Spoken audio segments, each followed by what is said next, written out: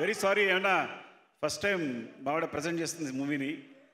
కరెక్ట్గా పాపం ఎవరికైనా సీటింగ్ దొరికినా దొరకకపోయినా, కొంచెం క్లమ్జీ అయినా, సరిగా మేనేజ్ చేయకపోయినా ఏమీ అనుకోవద్దు. సో ఫస్ట్ టైం కూడా కొన్ని మిస్టేక్స్ జరుగుంటాయి. బట్ వస్తున్నానండి. సో ఈ సినిమా అంటే అంటే ఈ సినిమా తను చూసింది ముందు, చూసిన తర్వాత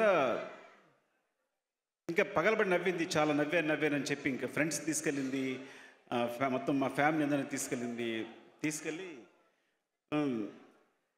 అంటే అందరికి చాలా బాగా నచ్చింది. తను బాగా నమ్మకం ఉంది. కానీ నన్ను చూడాలంది. నేను చూడాలని టైం దొరకట్లేదు. 3 hours కంపల్సరీ కేటాయించాలి. సరే హోమ్ థియేటర్లో లోడ్ చేయమని చెప్పాను. సో ఎలాగైతే ఒకరోజు చూశాను, చాలా నచ్చింది.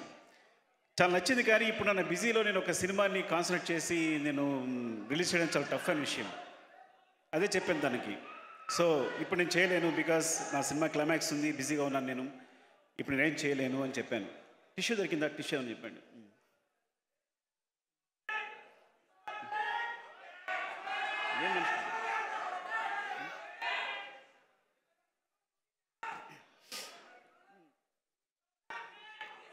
సో ఐఎమ్ సారీ, ఒక్క నిమిషం ఆగండి. మేము క్లైమాక్స్ షూట్లో ఉన్నాం, మీరు డిస్టర్బ్ చేస్తే చాలా ప్రాబ్లం అయిపోయింది. సో తను చెప్పింది ఇట్లా అని నేను చూడడం కుదరలేదు. సో ఒకరోజు అనుకోకుండా షూట్ క్యాన్సిల్ అయింది. నా హెల్త్ బాగుపడడం వల్ల చూశాను. నాకు చాలా బాగా నచ్చింది. నేను నవ్వుతూనే ఉన్నాను, సినిమా అంతా నవ్వుతూనే ఉన్నాను. సో ఇది ప్రాబ్లం చెప్పాను కదా, నాకు షూట్ ఉంది, నేను చేయలేనని చెప్తే అంత మంచి సినిమా నేను వదిలేను, నేను చేస్తానని చెప్పింది. సరే చేసుకో అని చెప్పాను. అంటే తన గట్స్ ఏంటంటే ఇంక అక్కడి నుంచి దూసుకెళ్ళిపోతూనే ఉంది. ఒకరోజు అంటే సడన్గా నాకు ఎక్కడో తెలిసింది, ఉపాసన గారికి మెసేజ్ చేసేస్తే చరణ్తో ట్వీట్ చేయండి. నాకు తర్వాత తెలిసింది. తర్వాత నేను చరణ్ మెసేజ్ పెట్టాను, సారీ ఏమనుకోవద్దు, నాకు తెలియదు యాక్చువల్గా ఇలా తను ఏదో అమాయకత్వంతో చేసింది. No it's not a problem, తను వెళ్తుంది కదా ఇట్స్ అని చరణ్ చెప్పాడు. Thank you Charan. అట్లాగే తర్వాత సో ఇలా శశి గారితో చూపించి, మన మైత్రి శశి గారు చూస్తే థ్యాంక్ యూ శశి గారు. ఫస్ట్ ఆఫ్ ఆల్ మీరు చూసి సినిమా చూసి చాలా బాగుందని నమ్మకం ఇచ్చారు. అలాగే రవి గారు నవీన్ గారు చూశారు, అందరికీ నచ్చింది, అందుకే వాళ్ళు డిస్ట్రిబ్యూషన్ తీసుకున్నారు. సో ఇట్లా జరుగుతుంది. ఇప్పుడు ఒక ఇంపాసిబుల్ విషయం ఏంటంటే వచ్చి ఎంత ధైర్యంగా వచ్చేసి తన దగ్గరికి వచ్చేసి బన్నీ గారి దగ్గరికి వచ్చేసి, నాకు తెలీదు, నేను అడిగేశాను ఆయన చేస్తానని చెప్పింది. ఏం అడిగా ఉన్నా ప్రీలీజ్ ఈవెంట్ అని, బుద్ధి ఉందా నీకు? క్లైమాక్స్ జరుగుతుంది ఇక్కడ, చాలా వర్క్ ఉంది మాకు ఇక్కడ, నేను అడిగాను అని. సో తను నేను సారీ డార్లింగ్ ఏమనుకోవద్దు, తను అడిగేసి నేను అడుగుతాను అడిగింది అనుకున్నాను, నిజంగా నాకు తెలియదు. సో చెప్పాను నో డార్లింగ్, ఫస్ట్ టైం తను ప్రజెంట్ చేస్తుంది, అలా ఇండిపెండెంట్గా వెళ్ళాలి, యూ హ్యావ్ టు సపోర్ట్, నేను వస్తాను చేద్దాం, అదేం ప్రాబ్లం లేదు, మనం నువ్వే షూట్ చూసుకో, కాకపోతే నువ్వే నన్ను 4 o'clock పంపించాలి అన్నాడు. Thank you so much darling.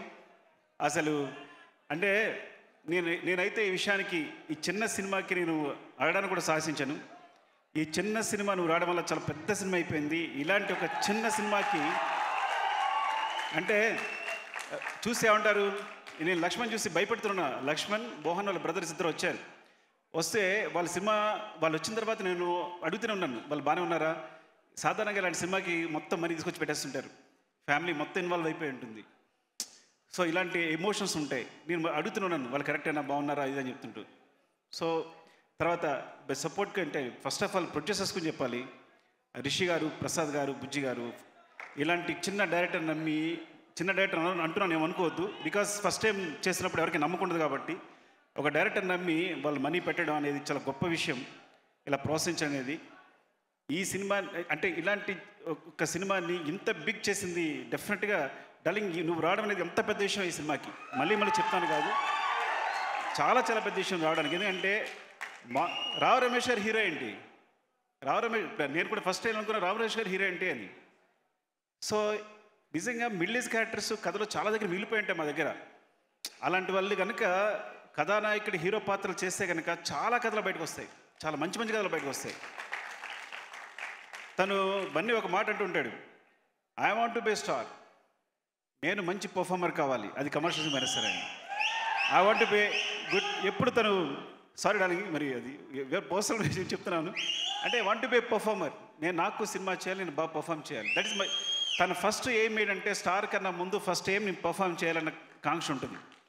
అలాంటి పర్ఫామ్ చేయడమే గొప్ప. ఒక పెద్ద హీరో ఒక తనున్న పొజిషన్లో పర్ఫామ్ చేయడమే గొప్ప విషయం అనుకుంటే కనుక, అట్లా గొప్పగా పర్ఫామ్ చేసే రావు రమేష్ గారు కూడా is a biggest star.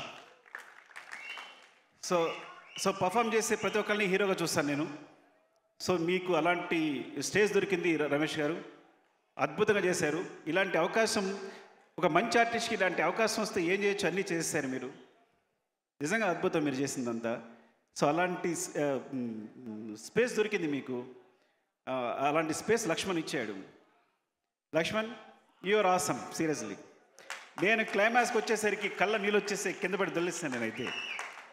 And ఆయన చెప్పారు, రావు రమేష్ గారు చెప్పారు, ప్రతిదీ ఫస్ట్ టేకే అని. దాన్ని సిగ్గుపడుతున్నాయి ఏమనుకోవద్దు, టేక్ 1 అని. అన్నీ టేక్ 1 టేక్ 2 సార్ అని. అంత క్లారిటీ ఉంది నీకు, అంత సింపుల్గా, అంత చిన్న బడ్జెట్లో సినిమాని అంత గొప్పగా, అంత అద్భుతంగా తీసావు. Wish you all the best. చాలా చాలా పెద్ద హిట్ అవ్వాలని కోరుకుంటున్నాను ఈ సినిమా. అందరికీ, ఎవరైనా ఎడిటర్ అయినా మన భాస్కర్ భట్ల గారు, థ్యాంక్ యూ సో మచ్ అండి. మీ సాంగ్ చాలా పెద్ద హిట్. అండ్ చంద్రబోస్ గారు ఇన్వాల్వ్ అయినారు ఇందులో. చంద్రబోస్ గారికి అండ్ మన మ్యూజిక్ డైరెక్టర్, ఎడిటర్ ఇంకెవరైనా ఇంద్రాజ్ గారు, మీరు ఇంకా అలాగే ఉన్నారు. Thank you so much. And ఎవరైనా మర్చిపోతే ఏమనుకోవద్దు మీరు. శ్రీహరి గారు అండ్ లక్ష్మణ్ బ్రదర్ మోహన్ గారు, అందరికీ wish you all the best.